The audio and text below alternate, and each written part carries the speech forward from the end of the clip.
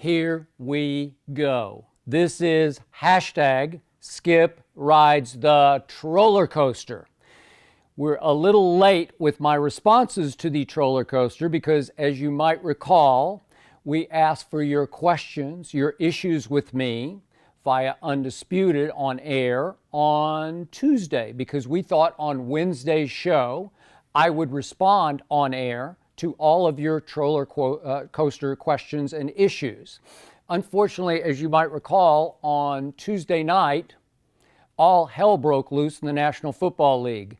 Odell happened, Le'Veon happened, and troller coaster did not happen on Wednesday's show, during which my partner Shannon Sharpe was out for the day. Would have been a good day to respond to all of your questions. Unfortunately, we didn't get to them. Unfortunately, for me, Shannon came back on Thursday. I love you, Shannon. And Friday. And so here we are on Friday afternoon, and we decided, hey, why not respond this way via all of our social media platforms? So here I am. I've got my stack of questions. And by the way, I think the first day we had 10,000 or so. And they just kept on keeping coming and coming and coming. You may be responding right now. Maybe we'll do this again soon. But I do want to thank, before I read the first one, Jonathan Berger, our social media wizard who masterminded all this. And I want to thank John and Jeremy, who you can't see a little off camera, who are manning the mothership here at Fox. We're at Fox Studios. We're in what's called the Avocado Room. We have blocked it off from all guests and all manner of celebrities who've come through. There have been a lot of celebrities in this room. I shrink by comparison. But here we go with question number one. This one is from Shannon, name that concerns me, who's from Toledo, Ohio. And it says, Skip, this is Mr. Shannon Troy from Toledo, Ohio. Hashtag Skip Rides the Troller Coaster is going to be a huge success. That is highly debatable. I'm glad to see you open up to the fans who love the show. What made you do this? Shannon, I don't trust that name, but I will still call you Shannon Troy. The reason I did this is that Shannon Sharpe and I engage daily in what is hot and heavy, highly competitive debate, sports debate, but it is highly competitive, go for the throat debate. I am busy trying to win every debate, which I believe in my heart, maybe delusionally, that I do win every debate. But during that format, there's no time to answer any of these kinds of questions. My favorite shows of the year are always our road shows. We can't do that many road shows because we're mostly a studio show. I love being out among you. I love being in Cleveland for the NBA Finals, Oakland for the NBA Finals, Vegas for the McGregor-Mayweather fight. I could go on and on. Super Bowl, we'll be at the next Super Bowl in Miami. It's a big Fox event. And there we'll be doing our road shows where I love being able to interact immediately with the live studio audience. I wish we could have one every day, but our studio here isn't conducive to that. And we start at 6:30 in the morning, obviously Pacific time. So I love, after the road shows, getting to have what we call a receiving line where you can just line up, come and we'll take a quick selfie or whatever you want to do. You can ask me a quick question. Well, I don't get to do that on a daily basis. So now maybe this is the right form, the right vehicle to answer as many of these as I can. I've skimmed through them. They're funny, they're clever, they're combative. And here we go with the first real question. Patrick from Tempe, Arizona. Skip, how much did it hurt when my Eagles got that chip? That's a good question. Killed me. Frankly, seriously, it made me want to puke.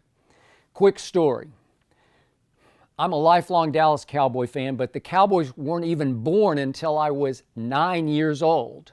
So when I was maybe 7 years old, this is back in the old days, the barnstorming days of the old National Football League, the Eagles, your Eagles, Patrick, actually came to my home state of Oklahoma to play an exhibition game, a preseason game, at the University of Oklahoma's Owen Field. They called it Owen Stadium, Owen Field. And I don't even know who they played because I didn't really care that much yet about the National Football League. College football actually dominated pro football at that point, and I was an Oklahoma Sooner nut. But my parents went to the game that Saturday night in Norman, and my mother, who wasn't that big a sports fan, really not that interested in my sports life and background, she bought me an Eagles pennant. She brought it home to me, and I thought it was that earthy green color, that like seasick green color. And she brought it home, and she was so proud that she had bought it at the game that she put it up on my wall. She tacked it on my bedroom wall, an Eagles pennant, and I had to live with it for like 2 years until I finally said, you know what? This is ugly. It's awful. It's disgusting. And by then the Cowboys had been born. And from that moment on, the truth is, I always despised the Eagles within the division. I always respected the Giants. It's a cornerstone NFL franchise. I respectfully hated the Redskins, who are the arch rival of the Cowboys. And I just flat out hated the Eagles. I didn't like anything about them. And then I had to watch Bill Belichick, the genius, give up 41 points in the Super Bowl to your backup quarterback. I like Nick Foles. He's a good guy. He was the magic man. He played some of the greatest quarterback in those two games, championship game, Super Bowl, I had ever seen. But he was still an Eagle, and Belichick still gave you the chip. Belichick, I'll never get over this. He somehow doghoused and benched Malcolm Butler, the player who played the most snaps on his defense during the regular season, obviously one of the top cornerbacks at that point in the National Football League. He didn't play him one snap on defense the whole game, and nobody still can quite figure out why. I think Tom Brady still holds it against Bill Belichick. He cost Tom Brady that chip because Tom Brady throws for 505 yards. That's the all-time record in any playoff game ever. Tom Brady scores 33 points and loses 41-33 because Bill Belichick gave you the chip. Congratulations. But Dak beat you twice last year. So we're back in business. Next. Kyle from Lodi, California says, Baker Mayfield or Dak Prescott, who would you rather have? That's unfair. That's just too hard. That's like asking me which is my favorite child. I don't even have kids, but they feel like they're both my kids because I love them both. This is like the question that was planted in the teleprompter by Veronica Corningstone. If you know Anchorman, and I do because it's one of my favorite all-time comedies, I might just go home and watch it tonight because my wife Ernestine and I love that movie. But Veronica Corningstone obviously sabotaged Ron Burgundy. And this feels like a sabotage question because I don't know for sure. I go back and forth in my head about this because Baker Mayfield has Odell. He's got Jarvis. He's got Callaway. He's got Njoku. He's got Chubb. He's going to have Kareem Hunt after 8 games. This is going to be the most explosive, exciting offense in pro football. It's the deepest receiving core in pro football. I said, and again, I'm an Oklahoma fan, but I've been very objective about this. When Jason White won the Heisman Trophy, I said there's no way he can even play in the NFL. In fact, I told him that on the first show I did on ESPN, Cold Pizza. I told him on air, Jason, I'm sorry, I don't think you can play in the NFL. And he couldn't. Didn't even make a team, couldn't even make it through camp with the Kansas City Chiefs. And then Sam Bradford, I said, there's no way I'm taking him in the first round. St. Louis Rams took him with the first overall pick and gave him $50 million guaranteed. And how did that work out? He's like a scarecrow in the pocket. He's always hurt. He has no presence, no command. I'm sorry, I was out. But Baker Mayfield, I said, I'm taking him number 1 overall. And a bunch of people laughed at me, and they're not laughing now. They are on the rise. They're probably going to make the playoffs. I still think Pittsburgh's a little better than they are, especially on defense. Which brings me to my guy, Dak Prescott. I think I have to take Dak barely over Baker Mayfield, and I'll tell you why. He is so underrated. I believe Dak is going to win more championships than Baker will. Dak is a bigger man, a better runner, a better big playmaker as a runner and a thrower. Dak Prescott, in his first 3 years in this league, had the best completion percentage ever of any NFL quarterback. Still gets no respect or credit for that.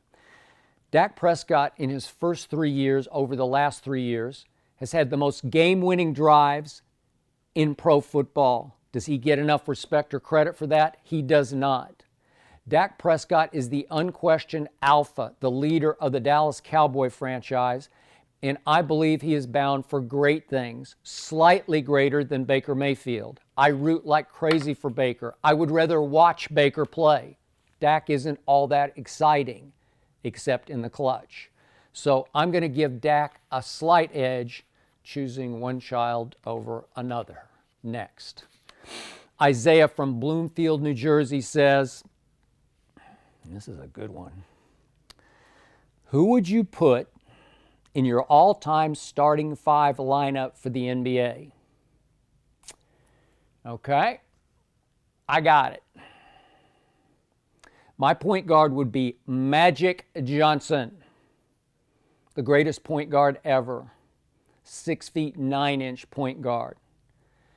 Big smile, killer will, killer intangibles, assassin on the basketball court, leader of the Showtime Lakers, all-time winning intangibles. On my wings, I got the 2 cold-bloodedest killers in the history of the NBA. I got Michael Jeffrey Jordan on one wing, and I got Kobe Bryant on the other wing. Top that. At my power forward, I simply have the greatest power forward ever and the most boring superstar in the history of sports. But that's why he fits in my starting lineup. Tim Duncan of my San Antonio Spurs is my power forward, the best passing big man in NBA history. So he can dish the rock. He can do the dirty work. He can control the backboards. He can do everything that my center might not want to do. That center being the all-time greatest scorer in the history of the NBA, Kareem Abdul-Jabbar. I got 3 Lakers in my starting lineup. I got Michael Jordan. I got Tim Duncan. You cannot beat my starting 5. I do not have LeBron James in my starting 5. Would he be my 6th man? No, Larry Bird would.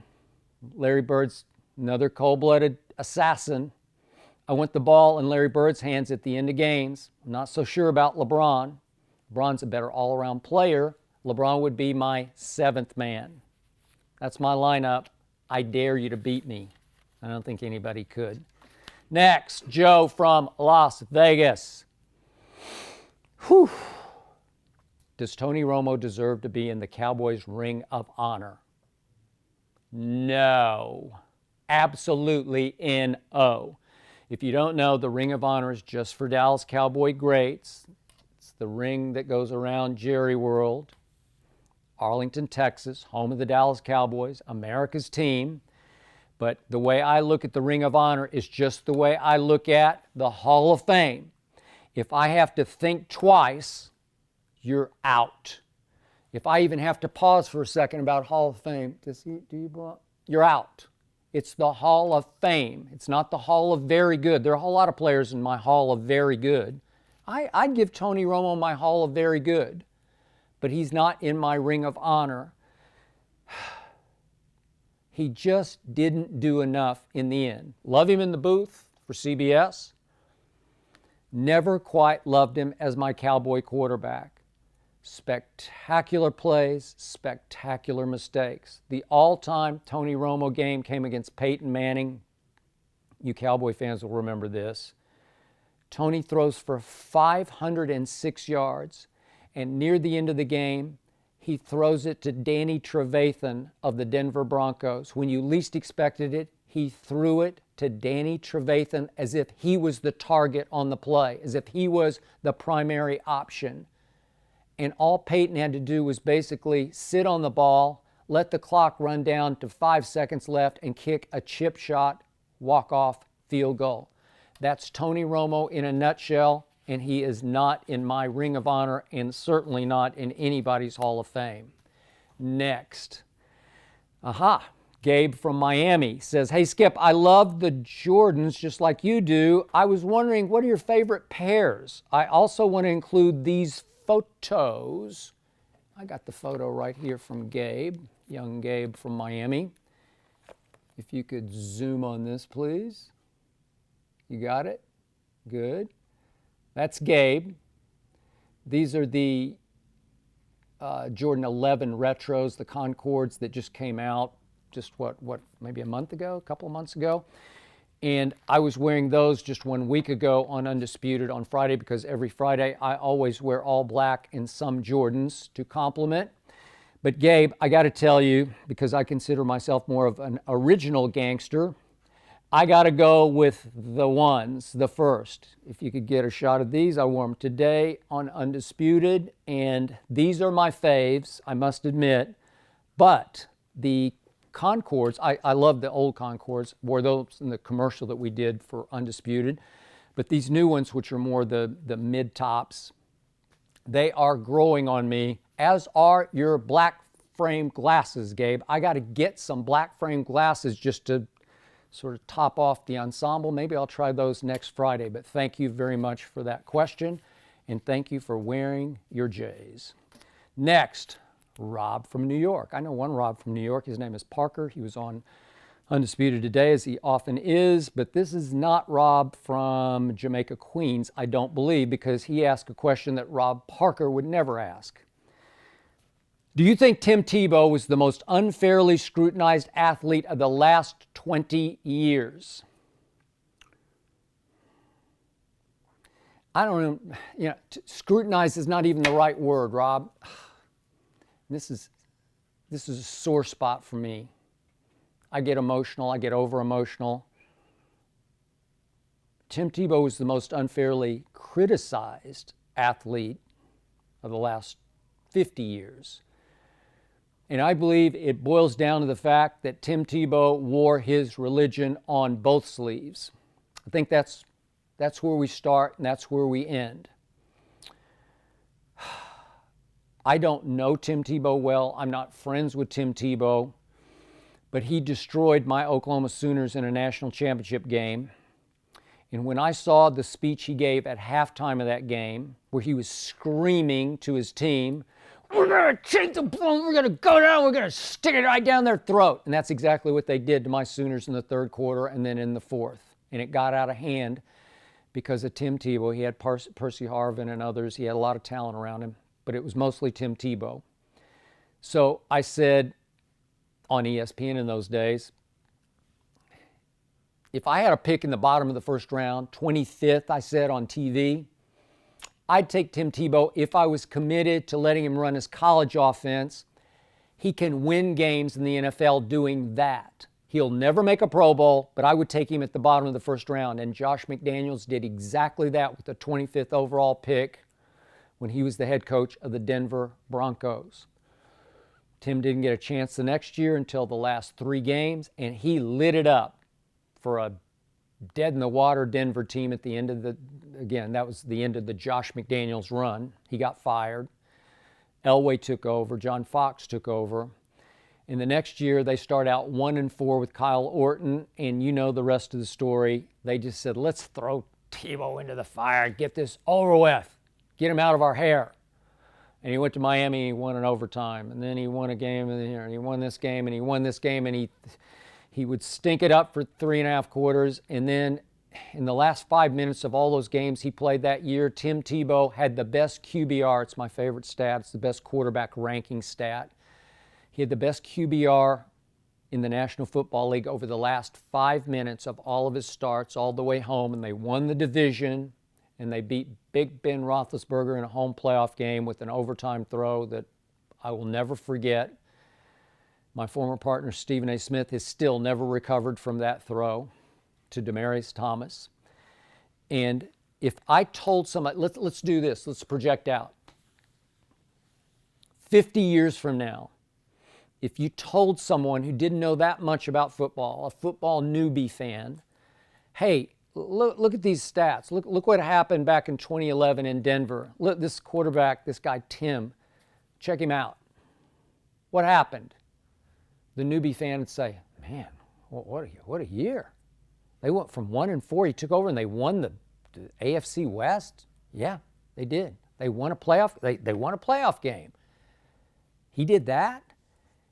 And yet, I would tell the newbie fan, he never got another chance to be a starting quarterback. Nobody ever again gave him even a shot at starting another football game. Nowhere. Wherever else he went, Jets, and he had a cup of coffees with New England, Philly. Nope, nobody gave him a chance. They said he couldn't throw, but as Eric Mangini, analyst on FS1, used to tell me back in 2011, man, he gets accurate in the last 2 or 3 minutes of a game because he got deadly accurate. That's the saga of Tim Tebow.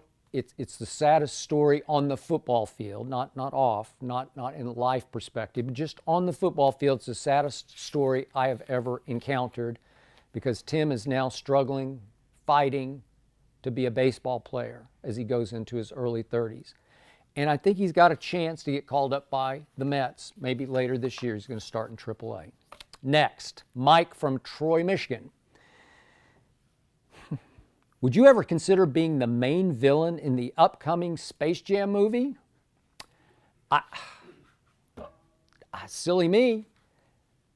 I thought LeBron was going to be the villain in that movie because he's been the villain all year for the Lakers. And now I'm reading stories from Rick Bucher, a Bleacher Report, that LeBron was for a moment on the Laker trading block around the deadline. Jeannie Buss was furious with LeBron and Rich Paul as agent. And I'm reading that LeBron is getting virtually untradeable, according to a lot of owners and executives around the league who see him as no longer committed to the basketball process, maybe a little more Hollywood, and an aging player. So I don't know. He's becoming a villain there, but you know what? LeBron never has enough help. So if he did need me to help him, I would help him. And if I were the villain in his movie, I would predict I would steal that movie from you, LeBron James. Next. Ashley from Hampton, New Hampshire. It's a long ways from here. Who do you think is going to win the game of Patriots versus Cowboys next season? That is a good question and a semi-difficult question. But Ashley, I will never bet against Tom Brady in Foxborough. As much as I love my Dallas Cowboys, and I'm not a Patriot fan, but I've always been a fan of Brady just because he won me over, because I don't know how you can't be a fan of what he keeps doing. He's going to be 42 next year. I see no drop-off. I see no decline. I'm not betting against the Patriots next year. I won like 20 cases of Diet Mountain Dew, the breakfast of champions, by the way, from my partner Shannon Sharpe because of Tom Brady. He just keeps betting against Tom Brady. No, he can't. He can't. He does. He does. And he did. He just won another Super Bowl, his 6th. And my Cowboys, Ashley, they do this to me every offseason. Jerry Jones used to be, he made his fortune plunging in the oil fields. He used to plunge like crazy as the owner and operator of the Dallas Cowboys back in the day. Now he rests on his laurels. Cowboys did win the division. He did go get Amari Cooper when I least expected it, sort of mid-season. He went and gave a first-round pick for Amari Cooper, and he's worth every ounce of it, every penny of it. So I got to give Jerry that, but again, they lost Randy Gregory, another drug suspension. They lost Cole Beasley. David Irving, they sort of never had, but he's gone. Could have been a monster defensive tackle. And how did Jerry respond? Well, he signed our backup tackle, Cam Fleming. He re-signed our fullback, Olawale. Interior defensive lineman, Covington. Boy, these are shocking moves. They give me great hope. And I keep saying, Jerry, wake up. Are you napping again in the offseason? It's like he just sleeps through the whole offseason. So at this moment, I'm a little down on my Cowboys' chances next year. I'm not going to back off. I still think they can win the division, but I do not think they're going to win that game in Foxborough. Thank you very much. Colin, Fond du Lac, Wisconsin. Skip, I think you should take the time to thank, I can't even say his name, and I will for the purposes of this. I think you should take the time to thank Kawhi for giving you and, quote, your Spurs, unquote, their 5th ring, instead of calling him number 2, which I call him every day on Undisputed. He won Finals MVP for a reason, says Colin from Fond du Lac, Wisconsin. Colin, I'm sorry.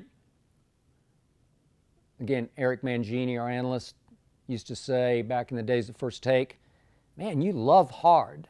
Well, once you cross me, then I hate hard too.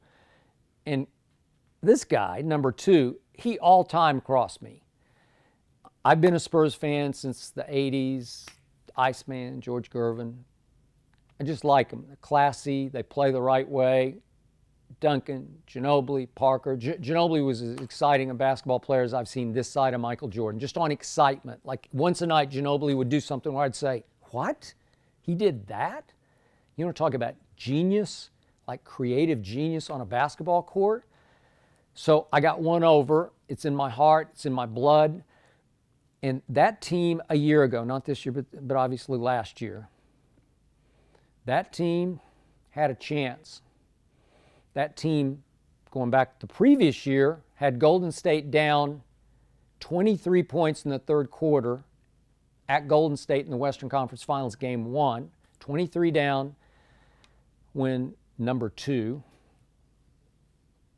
rolled his ankle, was lost for the rest of the series, and that was the end of that deal. I think they would have won that series and knocked out Golden State that year.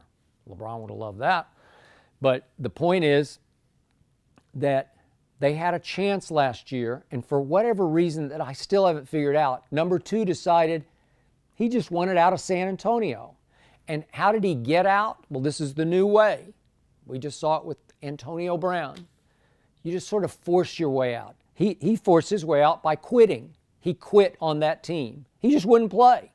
He said he had a thigh injury that was just a thigh bruise. And Tony Parker finally took him to task publicly around the 1st of April when it looked like he might or might not come back. And Tony Parker said publicly, remember, Tony ruptured his quadriceps, his thigh muscle. He ruptured it the year before against against Memphis in the playoffs. And Tony said, my thigh injury was 100 times worse than Kawhi's. It was, 100 times. Number 2 had a thigh bruise, and he quit on my team because he just wanted out of the little small market San Antonio. So now he the North. Okay, well, good luck with that. I'm sorry, I can't root for him. I can't watch him. I'm done with him, and I give him no credit for this because he did have Duncan and Ginobili and Parker and Popovich. He went along for a good ride here too. Gone. Thank you very much. Josh Main says, how many Diet Mountain Dews should I drink a day to be as ripped as you? How about 0? The truth is, Josh, I love Diet Mountain Dew. I don't recommend Diet Mountain Dew. I call it the Breakfast of Champions because I do have one before every show. I've actually worked hard to cut back on Diet Mountain Dew because I like it so much that I used to maybe I'd have one on Saturday and Sunday. I don't do that anymore. I'm not saying it's great for you. I just like it. I get nothing from Diet Mountain Dew. I've never gotten a penny. I don't do ads, although I effectively do ads every day on our show. They should love me, but I don't get anything from them. So it's just simply that I like it. But how about one a day? I'll give you one a day just to get rolling in the morning. It does have a jolt of caffeine in it. But other than that, that's it. I'm cutting back. You should too. Thank you very much. John from Santa Fe, New Mexico. My question is, Skip, how can you make it through a workday surrounded by all the blind witnesses, as I call the LeBron lovers, blind witnesses? Again, John says, Shannon needs to put away the LeBron pom-poms. Thank you, Skip, for speaking for us MJ fans. Thank you, John, for asking this question and making this point. I get sick and tired of it. I am surrounded by LeBron nuts everywhere I go, and I don't get it, starting with my partner, Shannon Sharpe. I'll just boil it down for you. Anybody who knows, and again, I had the privilege and honor of covering Michael Jordan in Chicago, especially during his last year there in 1998 as the Bulls' run came to an end. There's another guy I was talking about, Manu. Michael Jordan would do something every night in a different way than Manu. Just something extraordinary, something superhuman, where I would say, I've never seen that before. I've never seen that, and I haven't seen that. I used to watch Jordan after practices play money games with any and all comers, anybody who would try him, assistant coaches, players, Pippen, Kerr, Kukoc, anybody who dared. He would shoot them free throws blindfolded. He would put a blindfold on and shoot them, or he would shoot left-handed to their right-handed for absurd amounts of money in 1998. And I never saw him lose. He was the all-time basketball assassin. He had the highest winners intangibles. Brady's in the ballpark there, and we'll talk about him, I think, a little later, but Jordan's just it. He's the essence of cold-blooded winning intangibles. He is going to figure a way to beat you every time in the biggest moment. I have one piece of memorabilia. I'm not a collector, but I bought a picture because I was courtside at Jordan's game 6 at Utah, that 1998 year. I'm sitting at courtside. Jordan had actually stunk it up at the end of game 5 at the United Center and missed a couple of clutch shots that could have iced and ended that series, but they had to go back to Utah for maybe 2 games, 6 and 7. It was the old 2-3-2 format. Game 6, you know the story. He steals the ball from Karl Malone. He dribbles it up himself. Pippen is over on the wing, Scottie Pippen, with his hands up like, I'm open, I'm open. And Jordan takes one little glance at him like, nah, I got this. And Brian Russell's on him, and there's a little push off, just a little one. Nobody's going to call that. And he goes up, and he holds the pose, as you know, and my picture that I have up on my wall is from the far baseline looking on as Jordan's holding the pose, and the ball is going through the net, so it's suspended in the net, and I can see the horror in the faces of all the Utah Jazz fans in the far end zone seats. They're just stunned. He did it to them again. That was it. Game over, series over, 6-0, 6 finals MVPs. He scored 45 that night. What? 45? Pippen was actually ill that night, and they weren't sure Pippen could play in Game 7. Jordan's like, I got this. I got this. That's that guy. LeBron is a different guy. LeBron's a really nice guy. But do you really trust LeBron's intangibles in the biggest moments, in the clutch situations? I just don't. I've seen it too many times. I saw at the end of Game 1 last year when they had Golden State dead to rights. LeBron has the ball in his hand at the top of the circle and gets the switch onto little Steph. It's 6'9" LeBron versus 6'3" Steph. And LeBron had the hottest hand from outside the paint I'd ever seen in any game of any magnitude, because LeBron's just kind of an average outside shooter. I'll give him average. He's the greatest attacker of the basket I have ever seen. But LeBron fears the late game free throw line. It's just not his thing. He's got demons. It's just not what he does. So his basketball IQ is off the charts, highest in the game today, maybe the highest ever with Magic. It's 6 of one, half dozen the other. But what did LeBron do at the end of Game 6? You know what he did. He sizes up the situation, and instead of just going up and shooting the shot, they're down 1, so this is sink or swim, do or die, make or miss. Jordan just says, I got this, and he's just going to hold the pose, and they're going to steal Game 1 at Golden State, and here we go. You got a series. And what did LeBron do? Instead of going up with a hot hand and shooting over 6'3" Steph Curry, not much of a defender in his own right anyway, he passes to George Hill. George Hill was one of my Spurs. They got rid of him because they just didn't love him. George Hill's never been in that moment, in that spot, that situation. And of course, Klay Thompson just fouls him, sends him to the free throw line where LeBron could have gone if he'd wanted to, because he could have attacked. He's going to get that whistle. He's going to get that call. But he'd have to make 2 free throws to win the game. He'd have to make 1 just to force overtime, and he wants no part of that.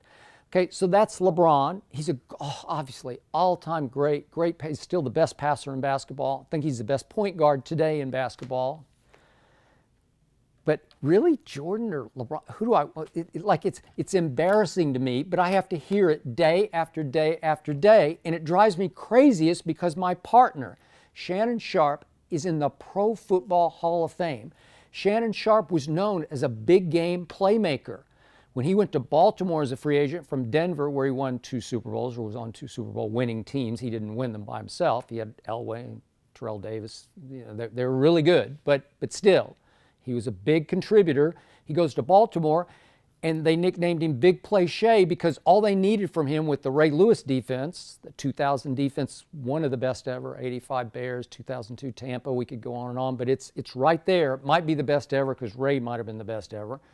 But they called him Big Play Shea, Shannon Sharpe, because they just needed one catch a game, just one catch. And so clutch.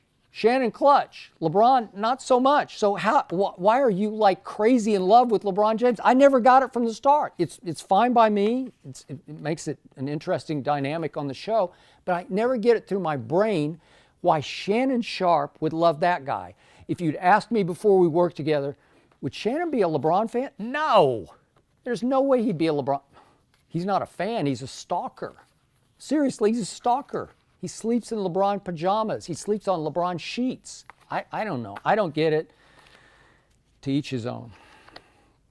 Travis from Norfolk. Skip, what does Carson Wentz have to do to get your respect? How about beat Dak? How about that? When they've been head-to-head straight up, as they were rookies, it was at Jerry World, Dak beat him in overtime throwing a touchdown pass to Jason Witten. Into that year didn't count because the Cowboys had clinched the division 13-3 and they just mailed it in at Philly. Then last year, the first game, there was no Zeke that they played against Wentz and Dak. No Zeke, no Sean Lee. Cowboys were just a mess, and Carson Wentz was on a roll. He won that game. The last game of the year last year just didn't even count because it didn't matter to either team. And then what happened this past season? You know what happened. Dak happened, and Dak happened. I mean, at home, Dak threw for 243 yards in the fourth quarter and overtime. Just in the fourth quarter and overtime, 243 to outgun Carson Wentz. Just beat Dak. I just never loved Carson Wentz. There's something about him that doesn't click with me. And then there was the offseason story in Philly, sent shockwaves through that locker room, that he's not the greatest teammate. He's got a little diva in him. That team loved Nick Foles, man. They built a shrine in one of the lockers, Chris Long's locker, I believe. They built a shrine to Nick Foles because he was the magic man. He carried them into the playoffs, and they were going to win at New Orleans. They should have beaten New Orleans. Remember, they had it down on the 29-yard line, rolling, and he had Alshon and a little to turn in for 8 yards and went right through Alshon's hands to Marcus Lattimore, ball game. But Nick Foles was rolling again. He was going to pull off another big road upset like he had in Chicago. Nick Foles was better at quarterback for the Eagles than Carson Wentz has ever been. That's just me. To my eye, as far as fear factor as a Cowboy fan, I would fear Nick Foles. We didn't have to match up with him. I just don't fear Carson Wentz. He still has that deer in headlights look to him. He still makes dumb decisions where he forces a ball. He's got big, he's 6'5"-ish, 245. Bigger man than Dak. A little bigger arm than Dak. Can't make plays like Dak. That's just me. So we can have this discussion again next year, Travis, if you beat my guy. Derek, Huntington, Indiana. Ooh. Best moment you covered in your career. I have been blessed to cover many big events and momentous moments, all-time great moments. I just talked about Jordan holding the pose in Game 6. Kirk Gibson's home run. I was there. I was there for all these things. That North Carolina shot that beat Phi Slamma Jamma, NCAA's championship game. What was that, 1982? I was there. So many Ali fights. I was there, and they were just all-time great moments, and he's my all-time favorite performer, athlete. The catch, I was there. The changing of the guard in the NFL that day. 1981 championship game in early 82 at Candlestick Park. My Cowboys, Tom Landry, that was the beginning of the end and the launching of the Bill Walsh dynasty, and I got to know Bill Walsh very well later in his life, and he was all-time great. But you know what? I got to go with my favorite all-time moment to cover was a sport I don't really love, hockey. Not a big hockey guy. I grew up in Oklahoma City. We had minor league hockey, and we just went to watch the fights, but I didn't play it, so it didn't get in my blood. But I did cover the 1980 Winter Olympics in Lake Placid, New York. Why it was there, I'll never know. It was the worst 2 weeks of my life. They just closed down that little village for TV, and we had to stay in little roadside inns outside snow-covered mountains. My roadside inn was called Whiteface Inn. It had 8 units in it. It had black and white TV. It had no phones in the room. It had a payphone in the lobby. Obviously, there were no cell phones yet. And I made it to the last, that was what, Friday night of the second week. And I'm a little bored. I don't know what to write about. I'm a columnist at that point for the Dallas Morning News. And I thought, well, the U.S. is playing Russia in hockey tonight. I don't know. They just got wiped out in the exhibition they played. I think it was 10-3 at Madison Square Garden in the exhibition. They had no hope, no chance. And I went and asked the U.S. press liaison, do you have any tickets left to this? And he said, do I have tickets? He pulled out his back pocket. He's got like 12 tickets left. To this game, you got 12 tickets? Yeah. Okay, I'll take one. I didn't even know what I was doing. I sat next to Larry Felser, who's a hockey aficionado and a great columnist from the Buffalo News.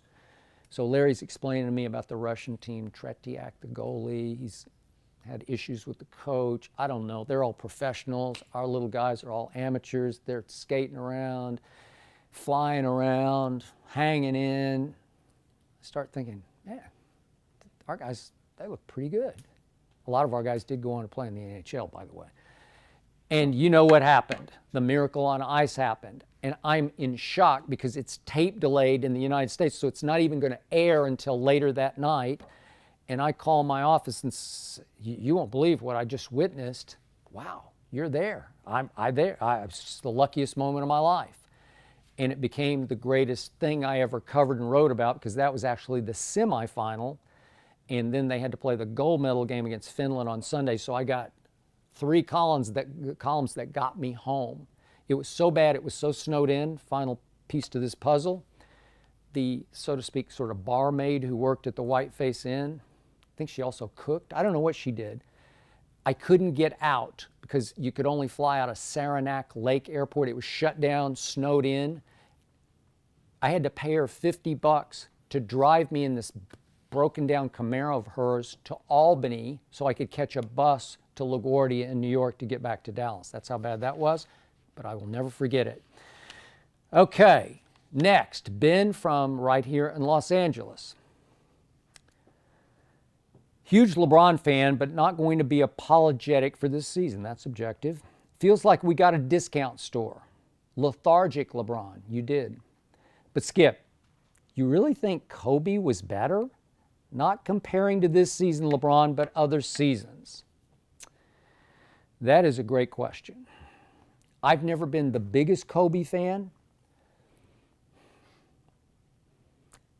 He always took more shots than LeBron in the clutch because he would take any shot in the clutch. And his clutch stats aren't very good because he missed a lot of big clutch shots. But just because he had more killer in him than LeBron, he had more force field in him than LeBron, I'm going to give Kobe the slight edge.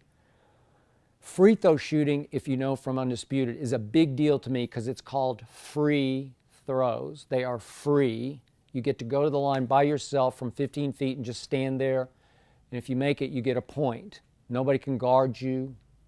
Nobody can defense you. They can't double team you. You just get a free shot. LeBron is crumbling this year. He's down to 66% from the free throw line. He's 74% and falling for his career. Kobe was an 84% free throw shooter. If you start adding up the points over 20 years, it's astounding how many more points Kobe scored from the free throw line. They're about the same from the three-point line. Kobe wasn't quite in LeBron's league. Rebounds, assists. He was 5 and 5 a game for his career. LeBron is 7 and 7.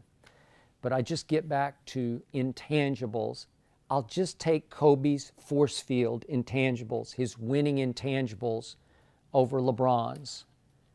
In the end, he was the Black Mamba for a reason. Wyatt from Columbus, Ohio. What keeps you motivated every day to get up at an early time to run and work out? I get up, Wyatt, every day at 2 a.m. I sometimes post on IG that I am up at 2 a.m. Where are you? I get up at 2 because at ESPN every day before first take, I got up at 5 in the East, which is 2 in the West.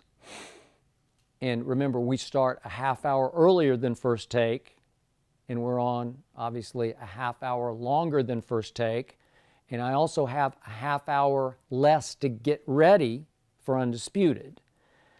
So when that alarm goes off at 2 a.m. here in the West Coast, I am hell-bent to get ready for Undisputed.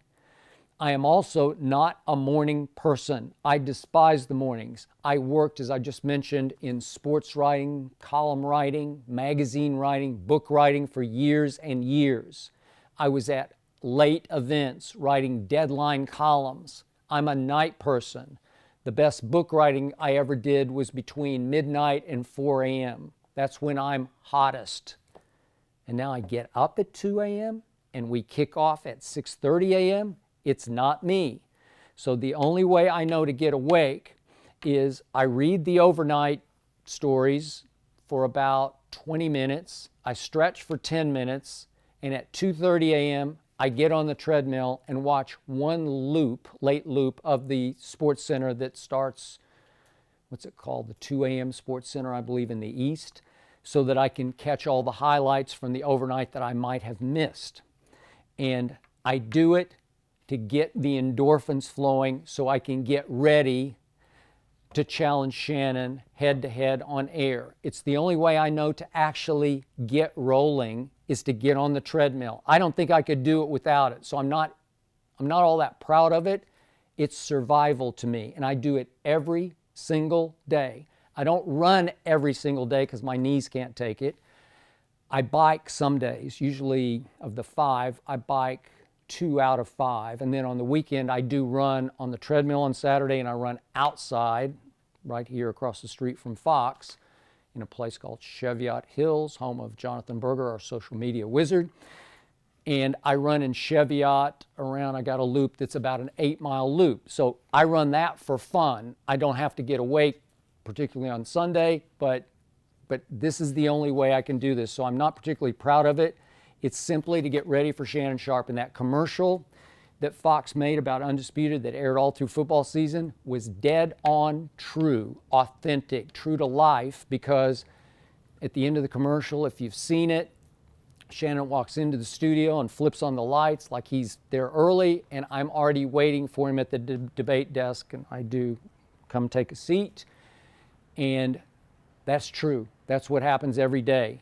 I'm readier than Shannon Sharpe because I've been on the treadmill and he hasn't. Not that he doesn't work out, but he does so afterwards. How about Tessa from Arkansas? Rodgers, she says, as in Aaron, has significantly more talent than Brady could ever dream of having, says Tessa from Arkansas. Okay, Tessa. I will give you he's a little more athletic than Brady, though I would submit to you, Brady has some of the sweetest pocket feet in football history. Underrated, underappreciated, subtle. Brady is a tap dancer in the pocket, buying time by sliding left, sliding right, stepping back, stepping up. It's not easy to do if you don't have some athletic ability. And by the way, Brady was drafted as a catcher by the Montreal Expos, I believe, coming out of high school. not unathletic, even though he ran the most unathletic 40-yard dash in the history of the combine. But I will give you Aaron Rodgers has a slightly better, sometimes much bigger arm than Tom Brady. I will give you he's much faster than Tom Brady. I will give you all that. But he's just not even close to being Tom Brady. Tom Brady is much more accurate throwing the football than Aaron Rodgers. Aaron Rodgers has been in decline over the last 2 years in his accuracy. He ranked 26th in the NFL in completion percentage last year, did Aaron Rodgers, your man. My guy, Tom Brady, seems to get more accurate by the year. Played at 41 last year, 42 next year. I see no decline in his game. Tom Brady has the greatest winning intangibles this side of Michael Jordan. In fact, I've made the case on Undisputed that Brady is more clutch than Jordan only because he's had so many more opportunities to be clutch. Jordan never even played one Game 7 in all those 6 finals. Not even one.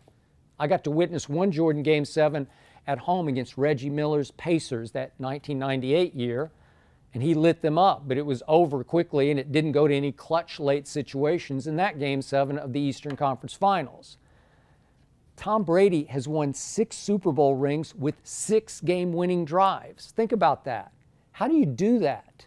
6 for 6 in game-winning drives? You want to talk about all-time clutch? Not to mention what he did in championship game after we don't have time for me to go back through what he did to Jacksonville 2 years ago, what he did in overtime to Patrick Mahomes at Kansas City. I mean, it's just extraordinary, his ability to process information and make clutch throws dead on the money under the greatest pressure in all of our sports, our Super Bowl and our NFL playoffs. He's also the greatest leader, I think, in the history of sports, is Tom Brady. So you can tell me Rodgers has significantly more talent, and it gets you where, Tessa? It gets you home for the playoffs last year. What were they, 6-9-1, the Packers? Brady at 41 won his 6th Super Bowl. Sean, Lytle, Texas, says, do you really eat chicken, rice, and broccoli every day? Sean, I do. I eat it every single day at least once. My wife Ernestine is not a cook. She never pretended to be. I didn't marry her because she was a cook. I don't even care about cooking, and I came from a cooking family. My brother's a famous chef. I don't cook. I don't boil water. Neither of us cook, so we order these meals to be made for us, and at least once a day I have chicken, rice, and broccoli. I might have sushi occasionally. Ernestine goes out and gets it for me. And on Friday night, which is tonight, we will have our one cheat for the week. We have one slice of pizza. It used to be Ray's Pizza in New York and all of our years there. And here it is one slice of pizza from Italy, if you know Italy. It's pretty famous. Next, Robert from Miramar, Florida. Do you believe LeBron will ever catch Michael B. Jordan in Oscar nominations? That's a good question. You know what, Robert? I know it's facetiously asked. I never bet against LeBron James off the court. I wouldn't be surprised if LeBron, as a Hollywood mogul, maybe as an actor. I know he played himself in, what was it, Trainwreck? He's really good. I'm just not going to bet against him as a producer, as a, who knows, a director, maybe as an actor. And I love Michael B. Jordan, but I'm not going to be surprised if he doesn't catch and pass Michael B. in Oscar nominations, because he will be the darling of Hollywood when this is over. I think he already is. Moses, Memphis, Tennessee. Why do you never wear a tie? Interesting. Quick story. Cold Pizza, back on ESPN, I started in 2004. We added a debate component to a show that had been on the air for 3 months, sort of a morning variety show loosely based on sports out of New York City, 34th and 8th, the New Yorker Hotel. And the man who was running ESPN at that point, Mark Shapiro, said, you know what? You guys, you, Skip, and you, Woody Page, who's going to be my debate partner with Jay Crawford as the moderator, you two don't wear a tie. It's morning TV. It's kind of breakfasty. Just go a little casual. Don't wear a tie. I'd always worn a tie on TV. And starting that day, it was September 6th of 2004, I did not wear a tie, and I haven't worn one since on TV. I haven't worn one anywhere since then. Carson, Gaithersburg, Maryland. Really enjoyed reading your personal story, your memoir. Describe yourself with 3 adjectives. Driven, stubborn, over-emotional. Those 3 really work in the debate format. Those 3 are why I continue to beat Shannon Sharpe on Undisputed. Christian, Washington, D.C. What does LeBron James need to accomplish to be considered the greatest in your eyes, Skip? Another LeBron question. Christian, it's over. He can't catch Jordan. He won't catch Jordan. It's done. And it's because you can't expunge what LeBron has already done. You can't cleanse it from his record. It's on his legacy, on his resume, that he has too many epic fails. I'm sorry. I know my Spurs team was loaded at that point, but that first finals for LeBron, he got swept. Oh, but he didn't have any help. He's LeBron James. That's what I hear. Out of one side of mouth, I hear, he's the greatest player ever. He's the GOAT. He's the best player on the planet. Well, then don't get swept by the Spurs. They weren't that good. A lot of people thought they were boring and predictable. Okay? What happened in the 2011 finals? First finals with the Heat at Dallas? It was the all-time meltdown, all-time superstar meltdown. Chosen one became the frozen one. How can I wipe that away? Did that ever happen to Michael Jordan? No. Did Jordan ever get swept? No, he didn't get swept. He's too good. Before he even grew up, he was scaring the hell out of the bad boy Pistons and Bird's Celtics. There are no epic fails on Michael's record. LeBron, in 2013, Game 6, game I'll never get over, he came apart down the stretch and had 3 highly uncharacteristic, unforced error turnovers. Game 6 against my Spurs at Miami. LeBron missed the shot to tie the game and send it to overtime. A 3 that he LeBricked so badly, it hit the back of the rim and back ironed way back out. For some reason, Tim Duncan had been taken out of the game. Chris Bosh retrieved the rebound, kicked it slickly, quickly into the corner to Ray Allen, who hit the greatest clutch shot I have ever seen to tie the game and send it into overtime. Miami won. LeBron was great in Game 7, but Ray Allen saved his legacy that day. What happened the next year? My Spurs beat LeBron's team by a record finals margin, in 5 games. Epic fail. How can you catch? You can't catch because of what you did. I'm sorry, that's just over. You're dismissed, Christian. I'm sorry. Razine, St. Cloud, Minnesota. Hey, Skip, just wondering, is Odell, going to be bigger than LeBron ever was in Cleveland? Whew! Bigger than LeBron.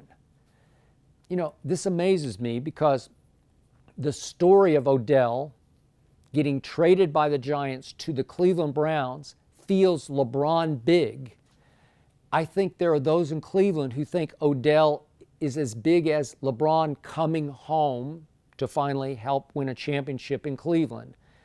And I don't really get it because LeBron obviously grew up in Akron.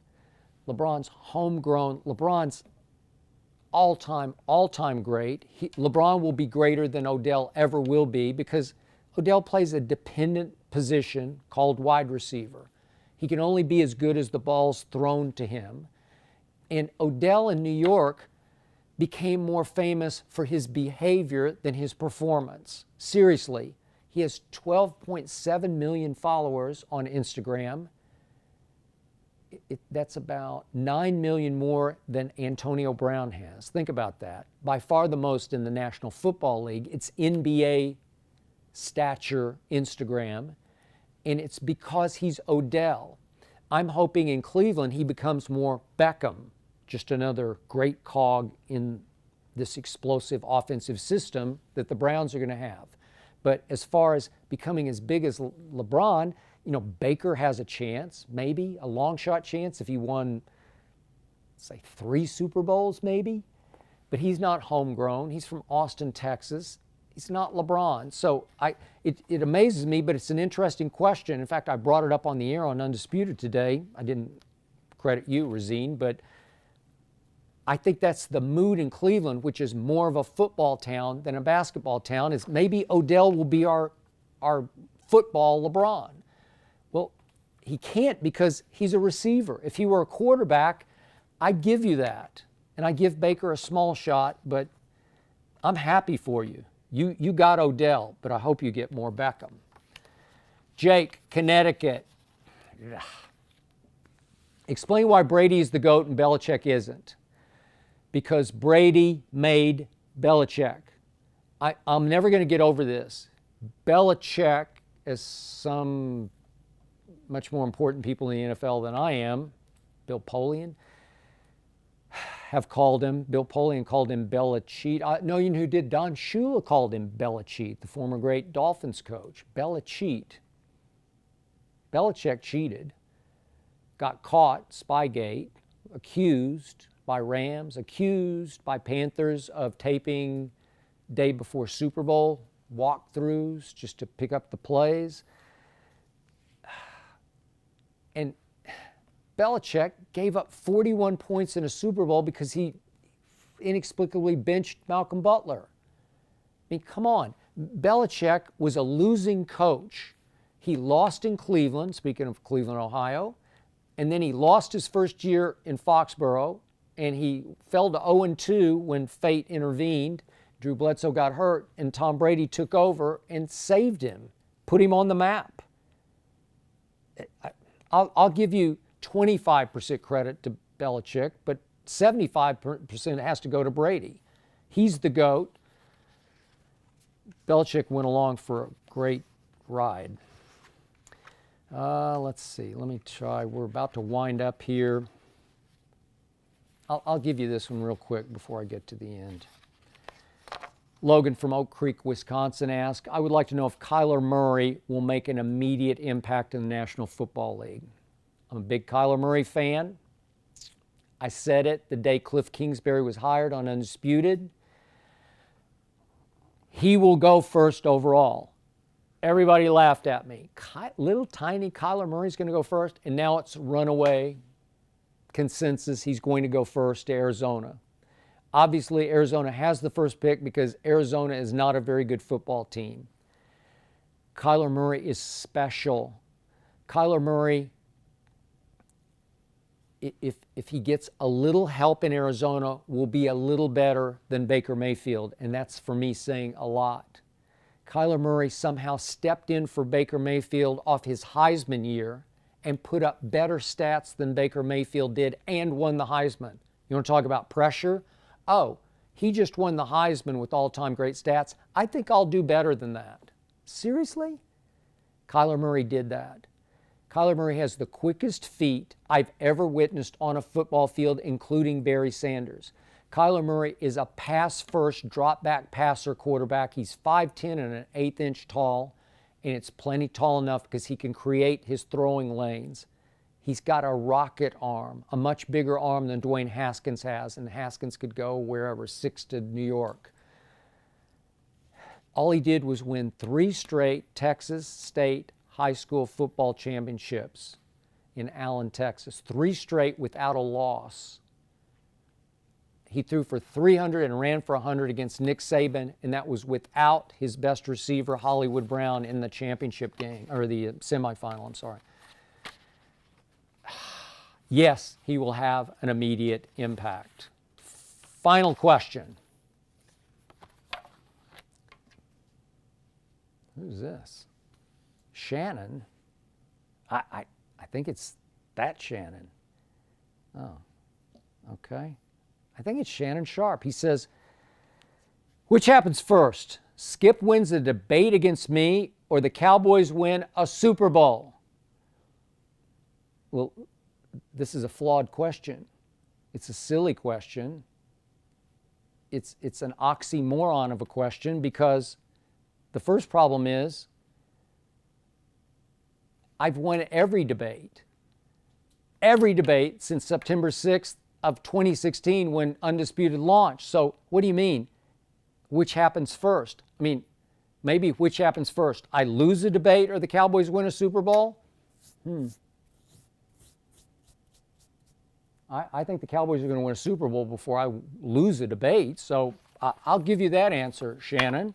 And I'll look forward to seeing you on Monday. And I want to thank all of you out there for all of your questions, all of your complaints, all of your issues. And I look forward to seeing all of you on Monday morning, 9:30 Eastern, Undisputed, Fox Sports 1.